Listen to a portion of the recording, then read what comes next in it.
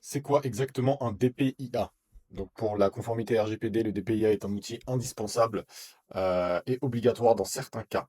Donc le DPIA, c'est le Data Privacy Impact Assessment et c'est une évaluation qui sert à évaluer, comme son nom l'indique, les risques pour les personnes concernées. Donc il ne faut pas se méprendre et confondre avec une évaluation de risque pour l'entreprise ou pour le responsable de traitement. Le DPIA, il ne se focalise que sur les personnes concernées pour voir si le traitement est trop risqué pour eux. Alors, pour être obligé de faire un DPIA, il y a 9 critères qui sont des critères de risque. Et si vous remplissez 2 de ces 9 critères-là, vous êtes obligé de faire un DPIA pour votre traitement de données personnelles. Donc les 9 critères, on a l'évaluation ou la notation. Donc c'est tous les traitements relatifs au scoring, par exemple. On a la décision automatisée avec effet significatif. Donc c'est des décisions impactant les droits, donc qui vous privent de certains droits. On a la surveillance systématique. On a les données sensibles, donc le traitement des données sensibles. Les données à grande échelle. Le croisement des données, donc utiliser plusieurs bases de données pour constituer votre traitement de données personnelles.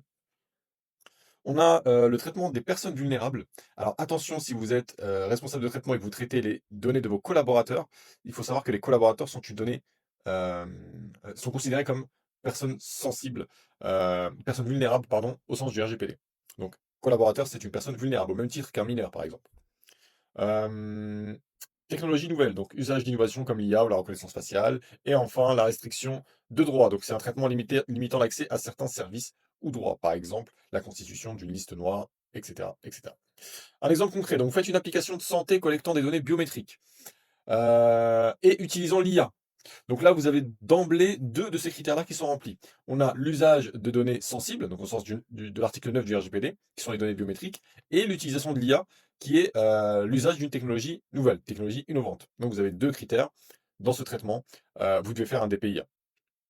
Donc voilà, ce qu'il faut retenir, c'est que le DPIA, ça sert à nous faire prendre conscience du niveau de risque qu'encourent les personnes concernées. Donc les personnes concernées, c'est les personnes auprès desquelles vous traitez les données personnelles.